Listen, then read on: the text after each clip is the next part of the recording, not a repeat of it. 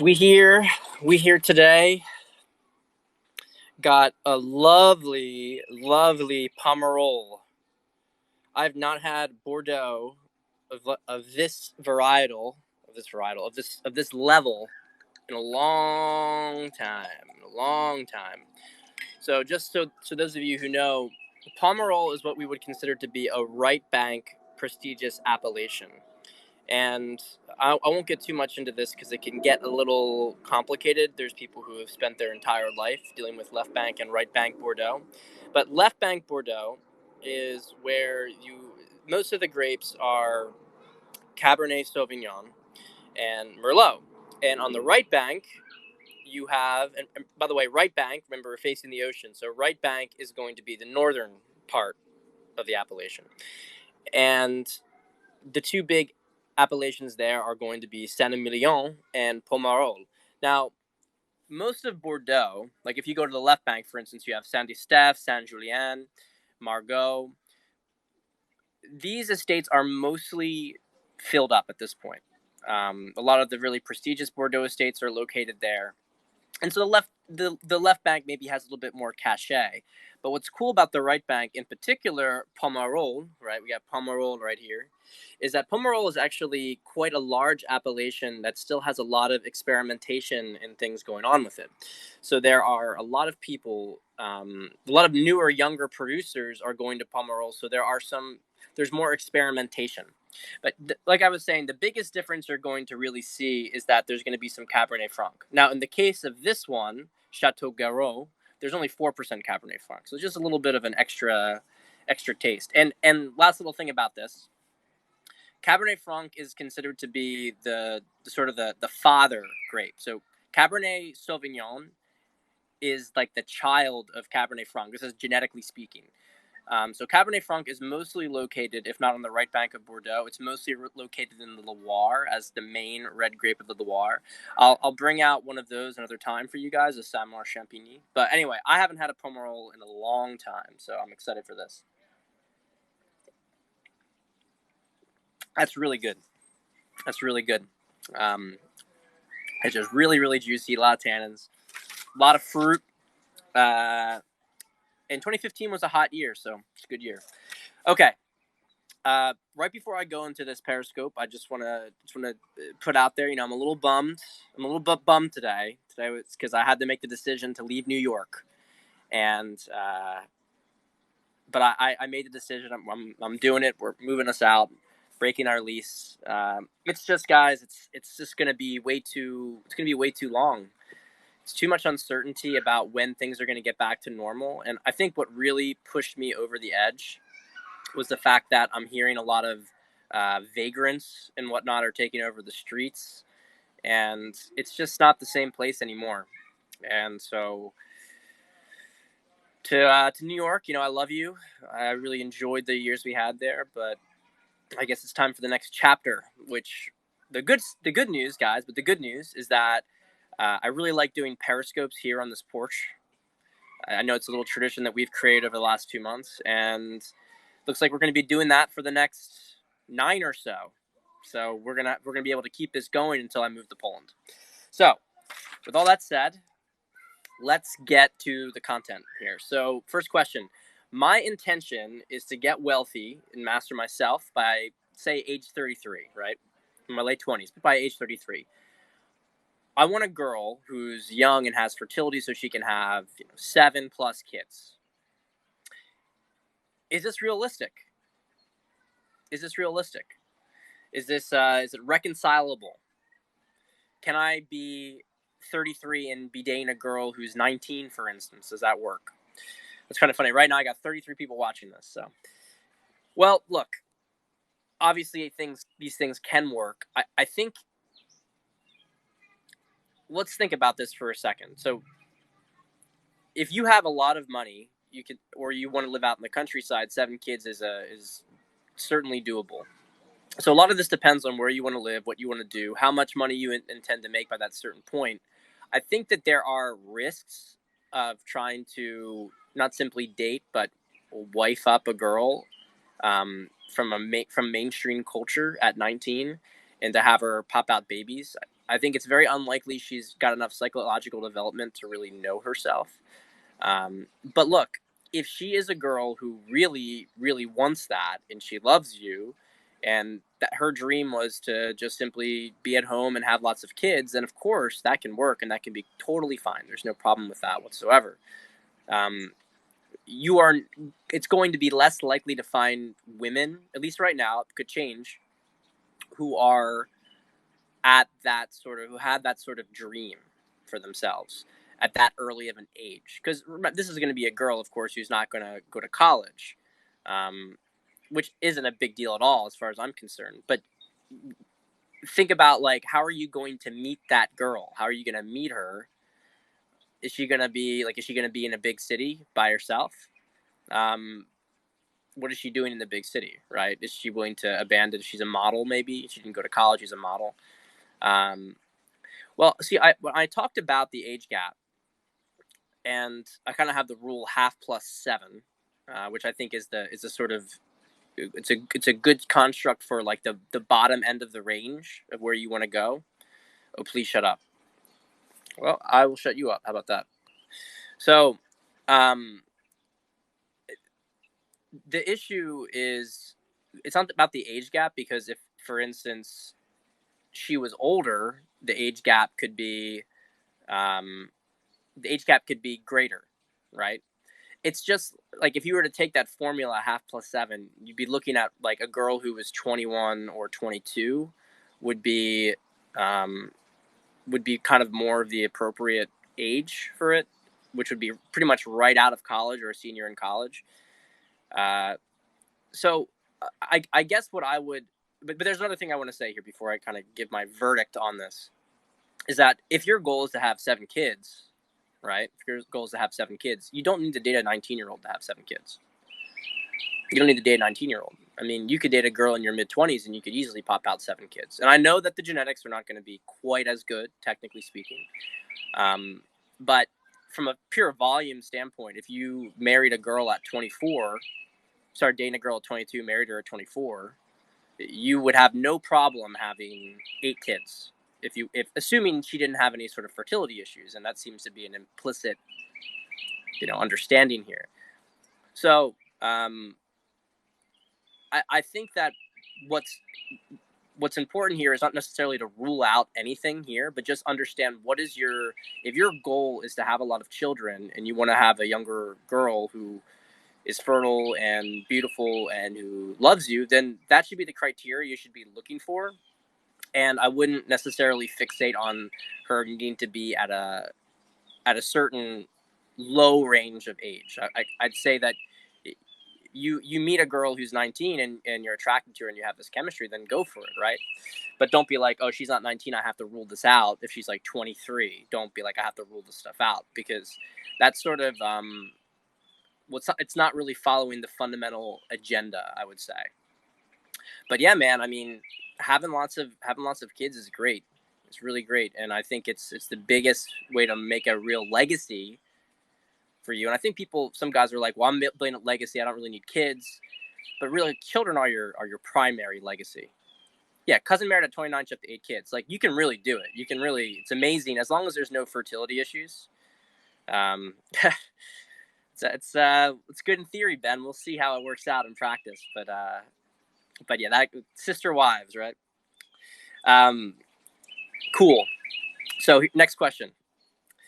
I've got the rational. This is really funny. I've got the rational male, but I don't want to be more bitter than I already am.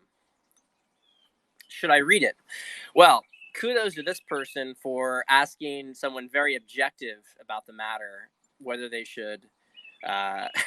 You're asking me, should I read the book of somebody who is, I've had multiple spats with and issues with her for years. But anyway, I'm going to be very objective about this. I've written about Rollo. I actually wrote a post titled "In Defense of Rollo Tomasi." I understand the rollo he plays. Terrible puns today in the community.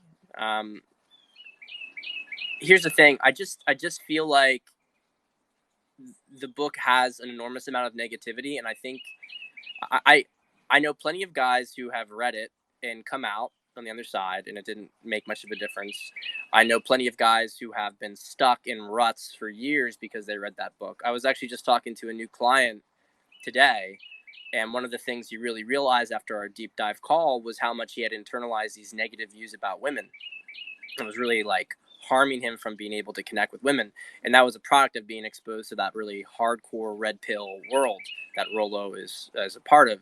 So I don't think that you need to read The Rational Male to get the point.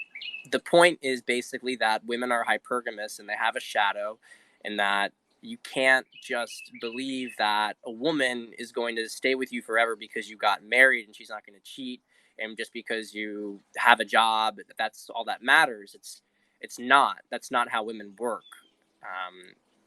Even a woman who is virtuous and will not cheat on you or will not leave you, she's not going to be happy being in that kind of relationship. I think it's a piece of insight that was really lost on that crowd, which is that all women are hypergamous, but the way that they engage with their hypergamy depends on the woman. For some women, it's like if they're really psychologically dysfunctional or very immature, they're going to go immediately towards a guy who offers them something better. Other women are going to grapple with that for years. I was talking to a woman in DMs on Twitter recently. She's a friend, and she's older and she's married, and she was telling about some of her she's in a crappy marriage. I mean, it's been like a dead bedroom marriage for 10 years, and she's been grappling with this entire thing, and she's going to be, I mean, once her kids are grown, she's going to be divorcing him, right? But this wasn't like a thing that happened overnight. It wasn't like she's just a bitch and this was an impulsive thing. This is a guy who's really emotionally repressed and isolates himself and still doesn't want to get divorced.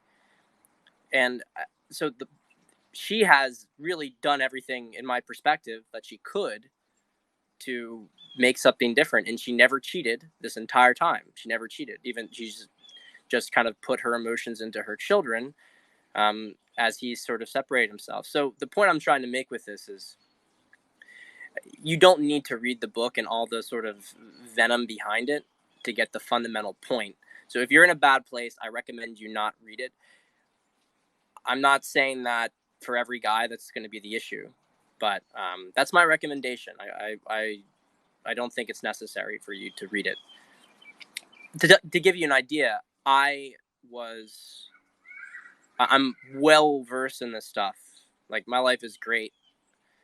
I experienced a response from that book. I felt how it affected me for about a week. I was acting a little bit differently towards my wife at the time as a result of it. And if you have any sort of latent resentment there, this is when I was still working out some things in my marriage. If you have any latent resentment there, it really amplifies it. And it makes you paranoid a little bit. The things that I was like imagining briefly were ridiculous. The Rational Male. So, yeah, I don't think you need to read it. I would read other things. I would read No More Mr. Nice Guy. Read that book. That's a good book. Read David Data. Right? Read Wild at Heart. These are books that'll teach you. Read The Way of Men. That's not specifically designed towards women, but it helps you to be a man. These are books that, and you just don't need to. You don't need to read it to understand. Book of Pook. That's a really good suggestion. Yeah, Book of Pook is a wonderful book. A really high vibration kind of seduction. High vibration way of relating to women. I'm a big fan of the Book of Pook. Although it wasn't actually, I only read it after years later. I was mostly exposed to it because people were liking what I was saying, or like, this sounds like Pook, or it sounds like Yohami. Yeah, Ben. Yeah, exactly. It's just it can make things very transactional. Okay, so moving on. It's opening up. It's getting better and better. So, one little thing about the wine, by the way. One of the things you'll notice from like a lot of Cabernets from France in particular is really like almost like a pencil that's the kind of like a graphite kind of taste to it, which you may not think sounds good. Like, why would I want to drink that? But it's just another little layered bit of flavor. Makes it extra complex with all like the red fruit and berries. So, okay, as someone who is autistic and doesn't have an easy time talking to people, do you have any advice? Well, I have a lot of empathy for guys in this situation. It's really tough if you're a bit on the spectrum. You have autism and Asperger's. I've worked with guys who have been on the spectrum before, and they definitely have a little bit of a harder time with the material because I think what's not really understood a lot about autistic and Asperger kids as well is that um, is that they they're actually very sensitive. They're actually very sensitive. So on one hand, they may come across as not being very friendly and open towards other people, but they're actually very sensitive and they care a lot about connecting with other people. It's a matter of difficulty in doing it. So the first thing is kind of the more blasé advice, but it's really relevant, is that you need to still talk to people even though it's difficult. And I would start with trying to talk to people who I would start to talk to people who you feel safe with and try to make an effort to talk to them more. I'm not telling you to be extroverted or like try to be the life of the party or anything, but just to really get used to expressing yourself more. And because you're not going to be able to connect with a woman if you can't communicate with her, right? And it's okay if you have some communication issues, but and to be honest, women are used to guys with communication issues. So it's hardly a thing that stops. My parents were watching this series. Oh man, I'm gonna forget the name of it. It's some British series. It's kind of like a medical.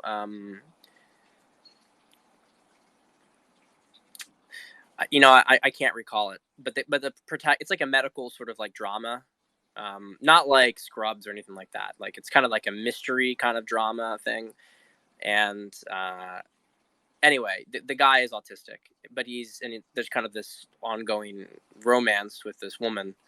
It's not the Good Doctor. It's not the Good Doctor. It's the guy's name. Unfortunately, I keep getting in my head um, Detective Montalbano, which is a really really awesome series. But that's about no. It's not House. It's a like an old British series. I don't think you guys are gonna know it. It's really boomer. It's like a really boomer series. Like I've never heard of anybody mention it before. But my mom's really upset because their series ended. My parents watch a little episode every night after dinner. So at any rate, whatever. Uh, what's up? What's up from New Jersey? Hello to Lincoln City, Oregon. So anyway, what I'm trying to get to here, I kind of got a little tangent there. Autistic. If you're autistic, you're not going to obviously enjoy doing like a lot of cold approaching and that sort of stuff. What I would really recommend doing is two things. Obviously, online dating is going to be easier for you. It's going to be easier because you're going to feel more comfortable behind the screen. I don't think it should be used as a crutch, though. I think it's important that you focus on going out and doing something really well. Like autistic people usually have a really impressive skill. And so going and doing that skill and becoming great at it can give you a really strong demographic advantage. And it makes it easier for the woman who's in that environment to see your brilliance. Hello from New Jersey. To see your brilliance and to from there almost make it easier for the connection to occur. And this happens a lot with guys who are maybe not very socially gifted or it's not very natural to talk to people, but they're really talented at something that a woman will see this sort of light in them, and they'll be drawn at first by the talent, but then they'll see more things from there. So if you're autistic, I really recommend that. Online dating, of course, but really like zero in on your gifts. And if you dominate a hierarchy, women are going to be there for you. So that's my recommendation. Okay. Pat, a girl I like has a past. She did a 180 this past year. Is this a problem? Is a problem? Why do guys have a problem with this? She's been with like 6 or 7 guys. She's age 23. Got played, was on a roller coaster. Now she's less accessible, doesn't do any thought picks. What do you think? Well, I've talked a lot about this sort of past history with women stuff, and I don't want to be late. I don't want to like reiterate it too much. I mean, women who, there's obviously problems with a woman having a ton of partners and a woman being a total, slut and fucking around with everything. Brandon, I would love to get some orange wine, and you know what? I'm going to New York to settle some stuff with the apartment on Monday, and I'm going to go stop by and pick some up. You can't find it around here. It's really not easy to get orange wine, and the only orange one I had turned out to be real dog shit. It was like natural wine. So, anyway, it's 6 or 7 by 23 might as well be gold. It's pretty, decent. It's not anything to get your panties up in a bunch about. I wouldn't say it's amazing, but yeah, it's probably more than 6 or 7. Who really knows? But anyway, point being here, guys have a problem with it. Usually not for the logical reason, which it can mean that there's a pair bonding issue. That's usually not the reason that guys actually have a problem with it. What they have a problem with is that it triggers their own feelings of inferiority. Now, look, understand, I'm not saying that this is a good thing. Like, you're a weak man if you don't like girl who's, been gangbanged a couple times. I'm not talking about that. I'm not making that argument. It's a ridiculous argument. But I'm just saying that the reason that guys tend to have an issue with women who have had partners in the past, it's not coming from that logical place where it's like, well, this isn't like a really girl I should be with. It's usually coming from a position of jealousy, because usually what's happening is that girl is giving him really good sex, right? She's got a little bit of a slut, a little bit of a whore archetype to her, and they're actually falling for her in a sense, but they have a hard time with the fact that she's been with a bunch of other people, and they feel inferior as a result of it. Which is why, if you're going to turn the hoe into a housewife, you have to completely eliminate jealousy. You have to completely eliminate that jealousy, because that'll turn off the hoe energy, first off, that you enjoy for yourself, but also it'll just completely mess up your ability to connect with her. You're going to keep thinking about what you did in the past, and you can't think that way. That is really weak man behavior. Now, that doesn't mean that you should be all about it and like, rah, rah, girl, you do you and whatever. It's not about that. But the reason that guys tend to have the issue is that they can't, like, emotionally, they feel inferior by it. And maybe there's some disgust too. A lot of disgust, and disgust can push them out. But guys are, we love to talk about how women are emotional, men aren't. Men are very emotional. It's just that they don't express their emotions.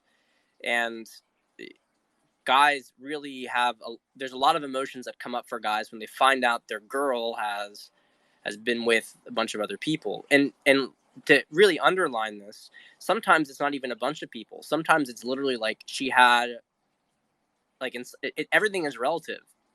Like, maybe she had a sexual experience with like one other guy, and he's jealous about that. So it really comes down to you being secure about yourself. And the reason I want to underline that is because if it is indeed true, and we don't know this, I don't necessarily know if it's true or not, although women do go through phases and they do mature, and sometimes they have to, at least in the modern context, experience a bunch of this degeneracy in order to understand that it sucks and that they don't want to be a part of it. And maybe she really did come out the other side. Maybe she did get played a bit and was like, you know what, I'm done with this shit. I'm done with I'm going to focus on, being like growing up, right? I don't want to do that stuff anymore. And guys take that personally, not understanding that may have been a phase of her life and that she's really like not doing that stuff anymore. It doesn't matter what kind of guy you are. She's just not doing it anymore because she's run that path. If that is indeed true, that she has evolved past it, then, and discernment's important in figuring this out, then the only barrier to you having a great relationship is your own ego. The question is, how much of it is just another temporary phase? Is she just doing this because she got really burned and she's not really changed? She's just changed for you. Well, Roman, I agree with you. I don't think that there's much point in asking a girl's number. You should be able to intuit what kind of girl she is based on her behavior. And asking the number, then you start to get in the details, and then you start to emotionally invest in experiences that you have no reason to emotionally investing in because they had nothing to do with you. I do think that that there are ways that you can get the number out, but let's just be honest, it never really did anybody any good. The problem is that guys don't have good discernment. They can't tell. Like, I see these things on relationship Reddit, right? There was one that happened a while back about how brother-in-law told my boyfriend that I had like fucked hundreds of guys in college. Like, how did that guy not assume that was like, I'm sorry, but there's a certain level. It's like, you need to know. You need to be able to sense that that's occurred, right? She's a party girl who's always out, always, she may mention offhand this guy or that guy. I mean, you must have an idea that this kind of stuff happened. So when you ask for the number, you're being insecure, right? So, and moreover, it's often not true because she knows that you're going to get upset by it. Some girls will tell you because they want to challenge you. It's like they tell you almost to sabotage the thing, and they want to see how you react. But yeah, anyway. All right. Let's see. Should all women looking to get married be virgins? No hymen, no diamond, principle, exceptions, nuance of this. No, I don't agree with this. I mean, I think if you're in a community where that stuff is really, really important and that you've aligned yourself with that as well, then I think it's good. But I mentioned this before. Everything is context based. One of the most emotionally damaged women I ever dated was not the woman who was a whore. She was emotionally damaged, but the one that was actually probably the worst was the 24-year-old virgin. She was really, really messed up. She was really, really messed up. She had an enormous amount of intimacy issues. I have not answered that one yet. It's on the list. Patience, Tiger, patience. But I don't agree with that. I don't agree with it. Now, if you're in, like, for instance, we have some people on here who watch, I don't know if they watch the periscopes, but who follow me on Twitter who are in the Catholic right. I don't mean right wing, although many of them probably are, but Catholic right, RITE. They care about, it's a much more conservative Catholic tradition. Let's put it that way. Okay. So in that community, that's probably a lot more important.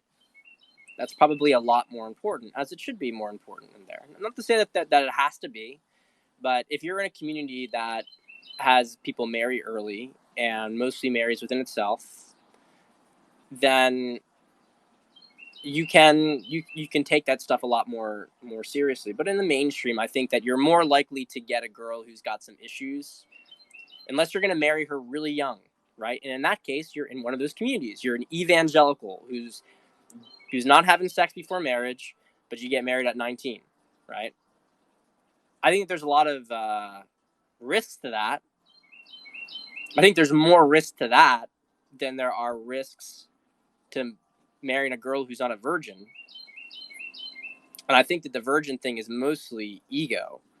The whole thing is that, all right, I'm going to say something here.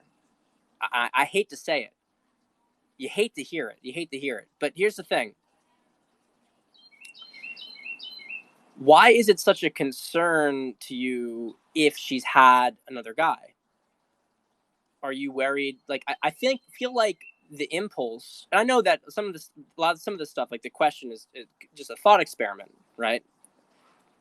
But for guys who really get like obsessive about this, there's something here which is like, I want to be her best. But underneath that is like, the only way I can be her best is that if she has nobody else. And again, it's a balance here. We're not talking about like you can take it to the other extreme that she can do whatever she wants and you're still going to be there for her, then you're kind of like simp attitude.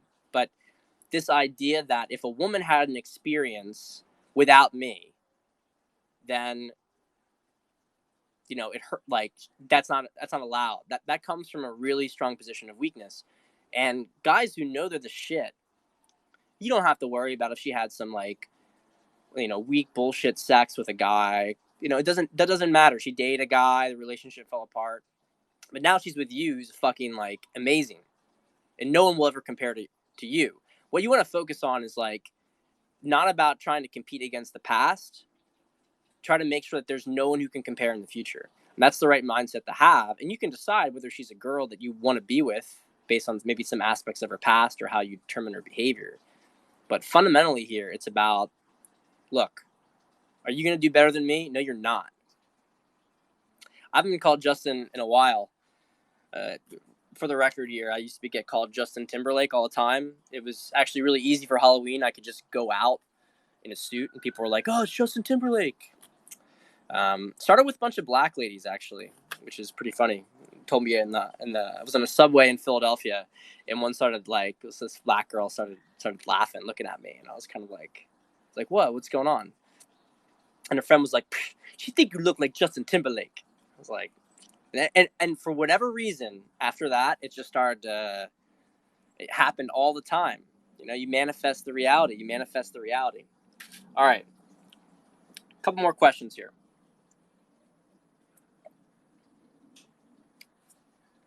So there was a post recently by Facebook.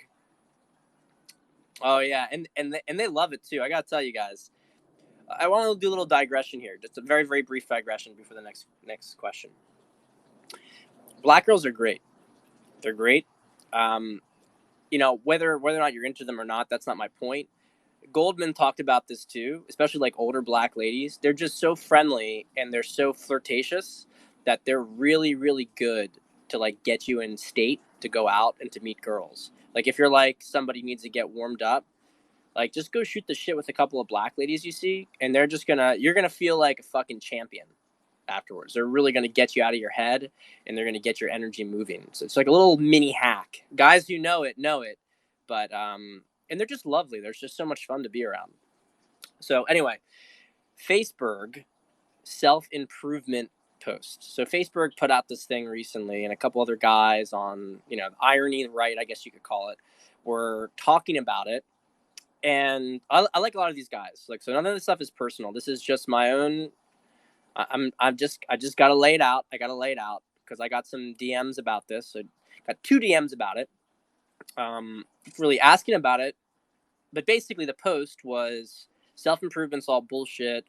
The guy in high school just did what he wanted to do, and the girls liked him, and then he was with the girl, and everything just came naturally. And if you're self-improvement, then you're just like pathetic and average, and you're never going to amount to anything. It's a sign that you're a dead end. I know that these guys love to put this shit out there. I know they love to do it, and beneath it though is well, the initial impulse beneath it comes from this position of like nihilism, right? And I'm gonna mention Facebook. I don't have anything personal against him, right? I have a lot of mutual friends in common, but this is a post. I think it's a really detrimental post. And I think it's a post that comes from the wrong place. His account has been basically like complaining about being a wage slave and how life sucks. Okay, it's not really a positive account, and it's like, stop being a fucking wage slave if you hate it. Like, do something else, right? But no, I was going to complain about it. Huh? LOL, everything sucks. Everyone's so stupid that I have to work with. It's like, get the fuck out of your job and do something different. And I think a lot of other people who commented on it were just kind of getting pulled into the irony of it. It's like fun to be ironic and like joke about how like, oh yeah, if you're really cool, this wouldn't be the case. But look, there's a reason that women don't really understand self-improvement that well.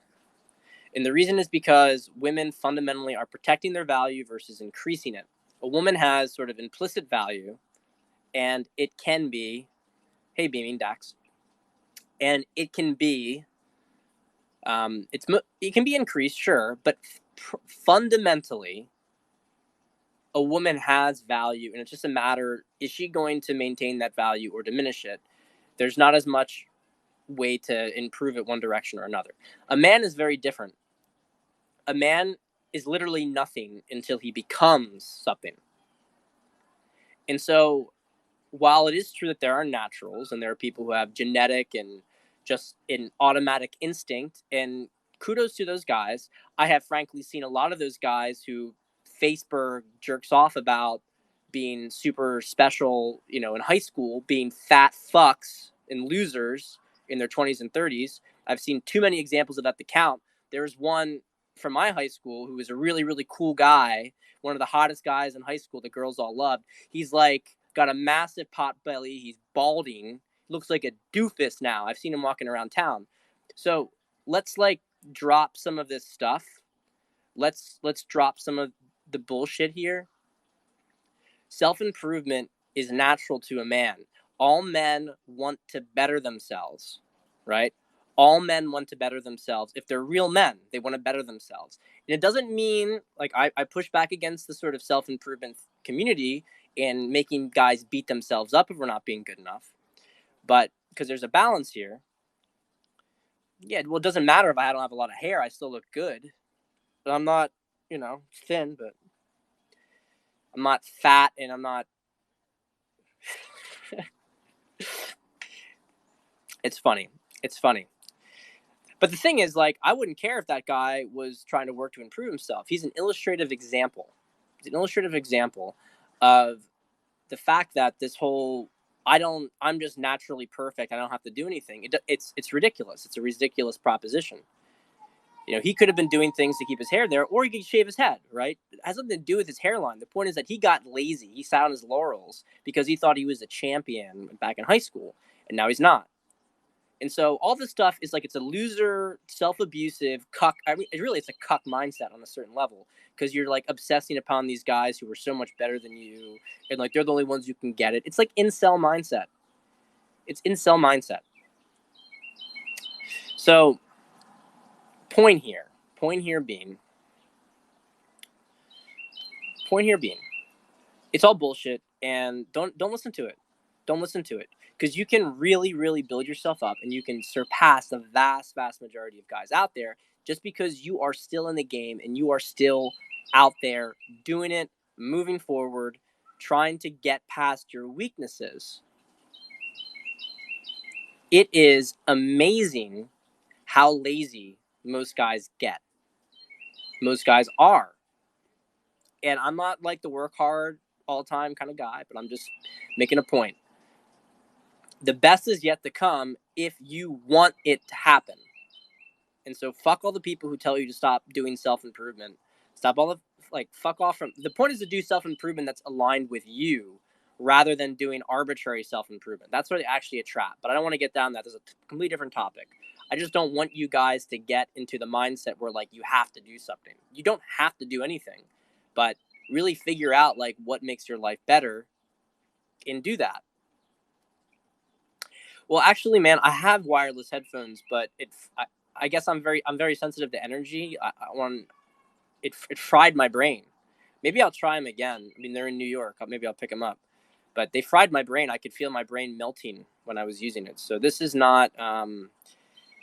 This is for my health purposes. I prefer it, even though I hate these fucking wires. I don't like feeling like my head is being zapped. All right, got just a few more questions here. Oh, Tiger. Oh, Tiger, is this your question now? Can a relationship last if you don't care about shared interests of hers?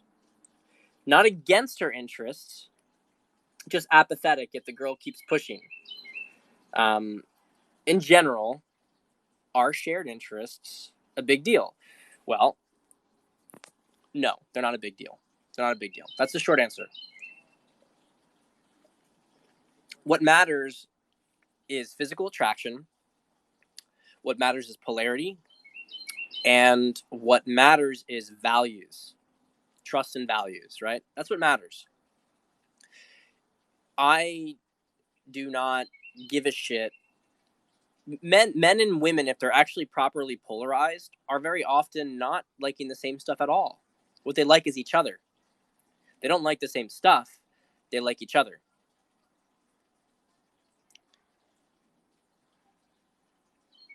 Vlad, can you rephrase that? I don't really understand the question. That's my take. I don't understand the question, but it doesn't matter that much. Now, obviously, if you do not do anything, if you don't do anything together, that can be an issue, because then over time you might get bored, right? You might not have it's nice to have shared interests. Shared interests, in my perspective, are a bonus to an extent. Actually, what you don't want is to do all the same stuff together, because then there's a natural competition that takes place, and you don't want to compete with your woman. If you want to compete with men, that's great. Compete with men, but you don't want to compete with your woman. A lot of the healthiest couples tend to do very, very different stuff. I do not have a degree in psychology. I do have a degree in history and political science. It's a minor in Middle Eastern studies, but I do not have a degree in psychology. But I have studied from people. I'm all self-taught, basically, which I think has advantages. I took intro to psych. It's kind of useless, but okay. So yeah, it doesn't matter that much. It doesn't matter that much. My wife, for instance, my wife and I, there are a lot of things we don't like in common. So what we do, though, is we focus on stuff that we do have in common, and we do those things together, and we really focus on doing those things together, and it's great, and that becomes our time. But it also allows us to be independent individuals. So, and it's not to say that we haven't like attempted. I tried to get her to, since I got back home with the parents, right? I gotta admit this, guys. I gotta admit, okay, there's some little aspects of childhood that come back when you're back with your parents. And one night I realized that I did not finish the Wind Waker when I was a child. Never finished Zelda, the Wind Waker. I never finished it. So I busted it out, and I wanted to do it with us because it was like a puzzle. And unfortunately, we did it for a little bit. She didn't really like it. I think because I was better at it than her, and so I started, it was me playing, and then she didn't want to watch me play. But anyway, so we didn't do that anymore. I mean, I do a little bit of it on my own, but whatever. But we'll watch movies together. We go on little trips together. She likes puzzles. She loves puzzles, and I admire it. I think it's brilliant. I mean, I don't even know how she does it. I don't know how she does these puzzles. She's doing a 5,000 piece puzzle right now, like fucking ridiculous. You have no idea how much it goes up. The exponential increase.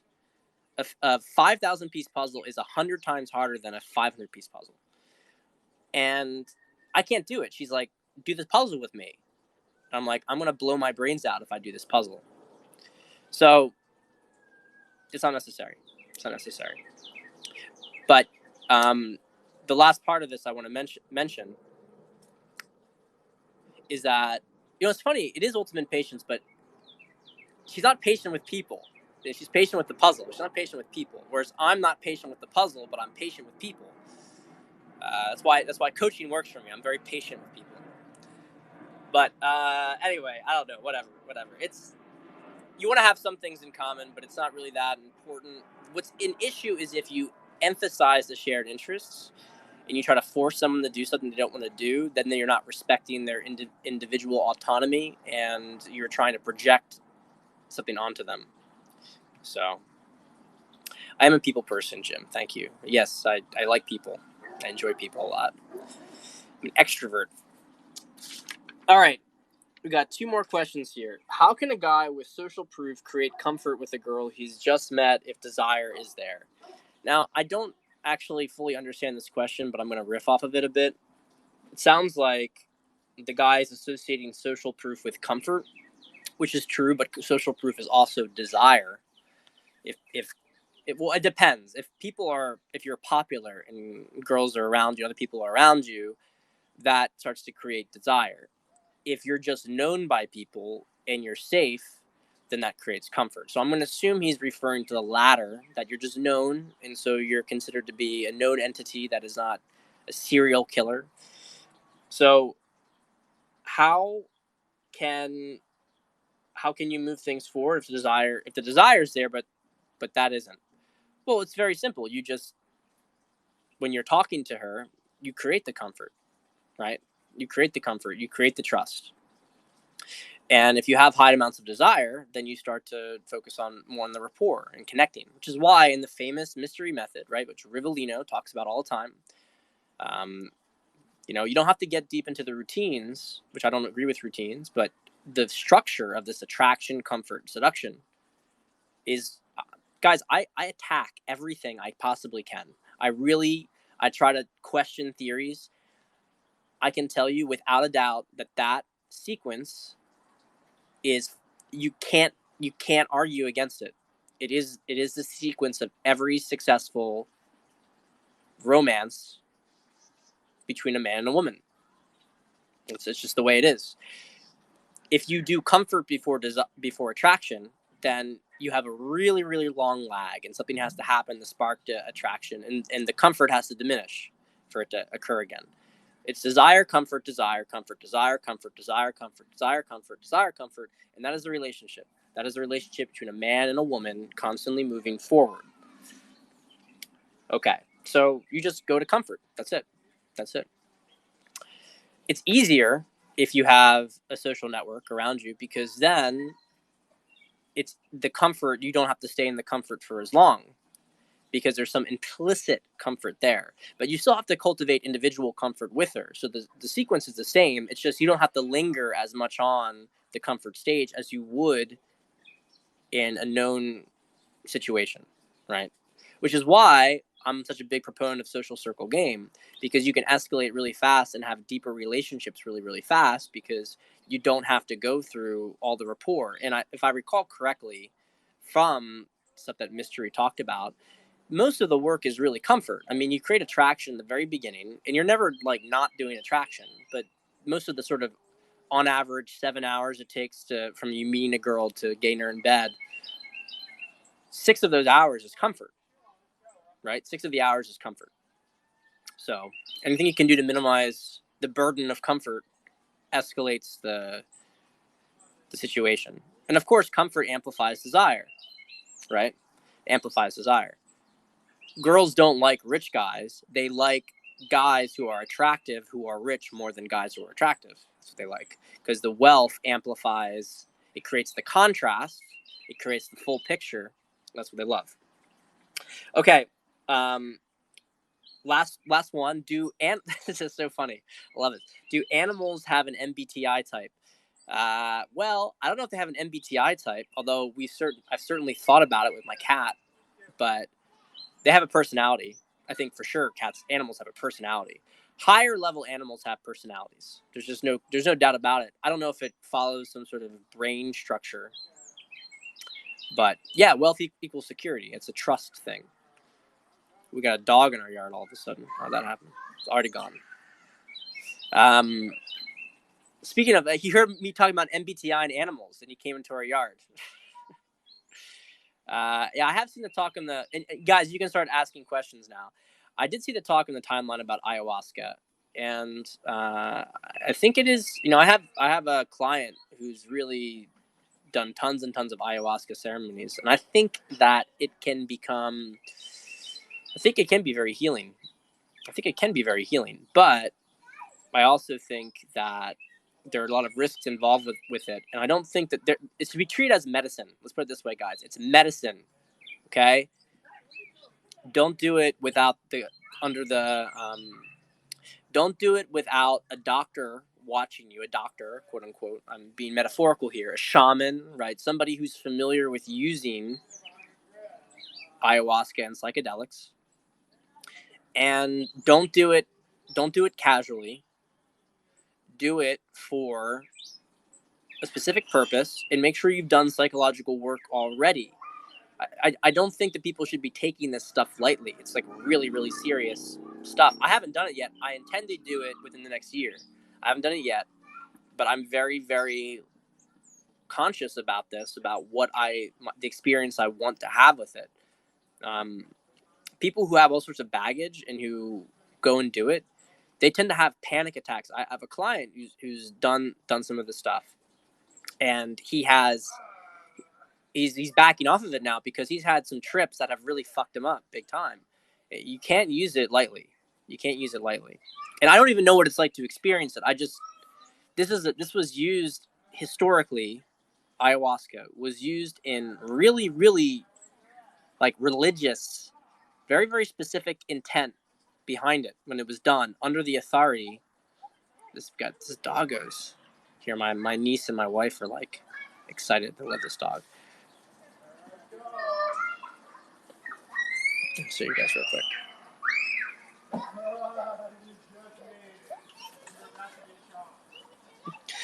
Anyway, any questions here? Any questions? Yeah, Ben, I don't know. ESFJ cat, maybe. The real question is does the cat just go along with what everybody else wants, right? That's the real question. It's the real question, because then it's a real ESFJ. Favorite person in history? It's a good question. I'd probably say Ben Franklin. Ben Franklin's an ENTP, but he's also the healthiest ENTP I've met, and I think his impact was greatest on society. He's also American. I'm an American. He's also from Philadelphia. I'm from Philadelphia area, at least. And so I think it would be Ben Franklin. I think I can say that really confidently. Let's see, what else is here? All right. What's your take on taking a 6 to 12 months from dating and just working on yourself? Well, I think it's good. It depends on the context, right? Glad it depends on the context of what's going on with you. If you are, for instance, look, there's a trap here that guys will go and they look inward and they don't do anything. They don't do anything at all because they won't go out. They won't go talk to women. I had a client like this recently. He was doing some big transitions in his life. He's like, I'm just gonna go, work on myself because I need to do the deep work in order to go out and talk to women. It's like, well, cool, we're doing deep work. So you just like piecing out for a couple of months, and like that's actually a rationalization to avoid doing what you have to do. So, which is going out and talking to women and talking to people and being friendly and getting over your anxiety. So never underestimate how the mind uses avoidance, like tries to avoid doing things and creates all sorts of rationalizations. This is really important. I want to emphasize this. The biggest trap I've seen guys do is that they will say, in order to get to here, I have to go to this other random place first before I can go there. So rather than do a straight line, they do like a triangle or maybe some ridiculous geometric shape that has all sorts of different ways to avoid going anywhere but directly to the endpoint that they want to go to. If you have issues with talking to people and you have anxiety, then you go and talk to people and get rid of your anxiety, like deal with your anxiety. And you can do, and you should do in tandem, deep work and reflection on it. But I gotta be by myself and work on my confidence, and then I'll be more confident to talk to people. It doesn't work that way. That's like saying, I gave the same analogy to the client. That's like saying, I want to get better at soccer, but I can't practice soccer. I have to instead just stretch in the morning and go on jogs, and it's like, yeah, that'll help a little bit, but are you going to get better at soccer doing that, or actually practicing soccer? Like, what are you going to get better at doing soccer from? So anyway, little side note there. So I don't know about your situation, Vlad. 6 to 12 months could be valid. Could be a rationalization to not do what you have to do. You have to tell me that. How to win frame without making it sound like an argument? Well, don't argue. Arguing is actually losing frame. I think Riv said this the other day. It's a really good point. I've said similar stuff in the past. It's when you are arguing with somebody, you're trying to convince them. You're attached to the outcome. You're attached to what they are going to say. Therefore, you are in their frame. I used to argue all the time when my frame was weak. I try to convince people, because, I'm an ENTP, I'm the debater, right? The master, master debater, right? I don't do that anymore. I don't share things like, I don't try to create arguments. And if somebody disagrees, I say, well, it's cool. You can think what you want. It's fine. Because it doesn't affect me what they think. And actually, what happens is that when I pull back, but I have confidence, and I pull back, then they actually start to be like, wait a minute, like, he's really confident about this, and he's very happy and fine, and so maybe what he's saying is right.